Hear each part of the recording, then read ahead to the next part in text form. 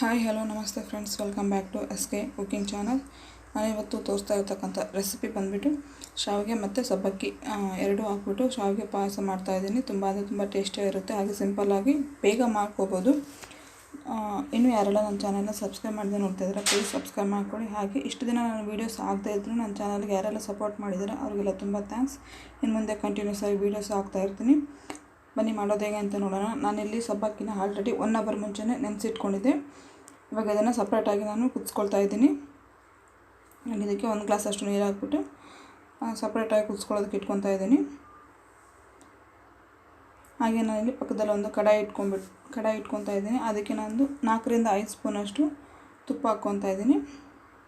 ಇದಕ್ಕೆ ನಾನು ಕಟ್ ಮಾಡಿರ್ತಕ್ಕಂಥ ಡ್ರೈ ಫ್ರೂಟ್ಸ್ನ ಫ್ರೈ ಮಾಡ್ಕೊತಾ ಇದ್ದೀನಿ. ನಾನಿಲ್ಲಿ ಡ್ರೈ ಫ್ರೂಟ್ಸು ಗೋಡಂಬಿ, ಬಾದಾಮಿ ಮತ್ತು ದ್ರಾಕ್ಷಿ ತೊಗೊಂಡಿದ್ದೀನಿ. ಇವಾಗ ನಾನು ಒಣ ದ್ರಾಕ್ಷಿ ಹಾಕ್ಕೊತಾ ಇದ್ದೀನಿ.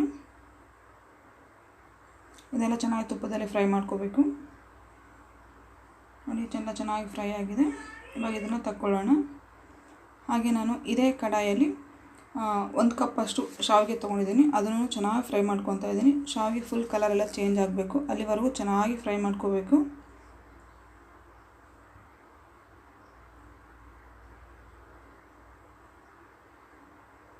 ನೋಡಿ, ಎಲ್ಲ ಕಲರ್ ಎಲ್ಲ ಚೆನ್ನಾಗಿ ಚೇಂಜ್ ಆಗಿದೆ. ಇವಾಗ ಇದನ್ನು ಪ್ಲೇಟ್ಗೆ ತೆಗೆದುಕೊಳ್ಳೋಣ.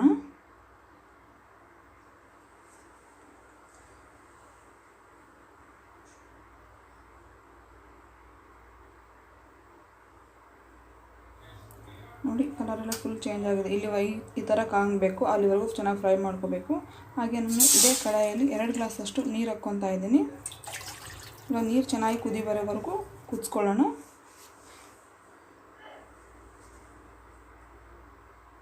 ನೋಡಿ, ಚೆನ್ನಾಗಿ ಕುದೀತಾ ಇದೆ.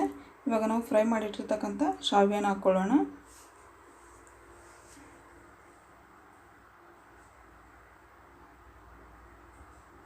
ಇವಾಗ ಇದನ್ನು ಚೆನ್ನಾಗಿ ಮಿಕ್ಸ್ ಮಾಡಿಕೊಂಡು ಶಾವಿಗೆ ಎಲ್ಲ ಚೆನ್ನಾಗಿ ಫುಲ್ ಮೆತ್ತಗಾಗೋವರೆಗೂ ಕುದಿಸ್ಕೋಬೇಕು.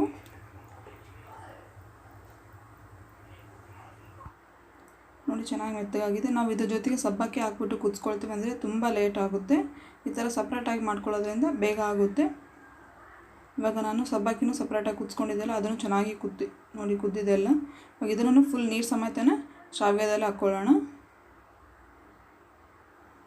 ಎರಡನ್ನೂ ಚೆನ್ನಾಗಿ ಮಿಕ್ಸ್ ಮಾಡಿಬಿಟ್ಟು ಶಾವಿಗೆ ಮತ್ತು ಸಬ್ಬಕ್ಕಿನ ಮಿಕ್ಸ್ ಮಾಡಿಬಿಟ್ಟು ಚೆನ್ನಾಗಿ ಕುದಿಸೋದಕ್ಕೆ ಬಿಡಬೇಕು. ಇವಾಗ ನೋಡಿ, ನಾನು ಏನಕ್ಕೆ ಇಷ್ಟು ದಿನ ವೀಡಿಯೋ ಮಾಡೋದಕ್ಕೆ ಆಗಿದ್ದಿಲ್ಲ ಅಂದರೆ ನನ್ನ ದೊಡ್ಡ ಮಗನಿಗೆ ಹುಷಾರಿರಲಿಲ್ಲ. ಆದ ಕಾರಣ ನಾನು ಯಾವುದೇ ವೀಡಿಯೋಸ್ನ ಹಾಕೋಕ್ಕೆ ಆಗ್ತಾ ಇದ್ದಿಲ್ಲ.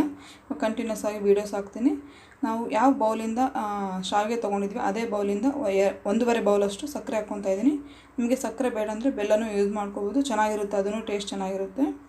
ನೋಡಿ, ಇವಾಗ ಚೆನ್ನಾಗಿ ಎಲ್ಲ ಮಿಕ್ಸ್ ಆಗಿದೆ. ಸಕ್ಕರೆನೂ ಎಲ್ಲ ಫುಲ್ ಚೆನ್ನಾಗಿ ಕರಗಿಬಿಟ್ಟಿದೆ ಎಲ್ಲ.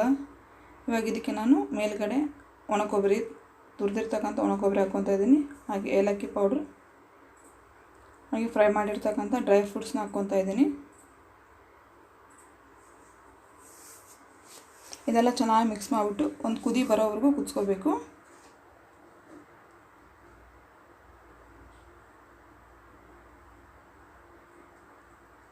ಇದು ಚೆನ್ನಾಗಿ ಕುದೀತಿದೆ. ಇವಾಗ ನಾನು ಇದಕ್ಕೆ 1 ಬೌಲಷ್ಟು ಹಾಲು ಹಾಕ್ಕೊತಾ ಇದ್ದೀನಿ.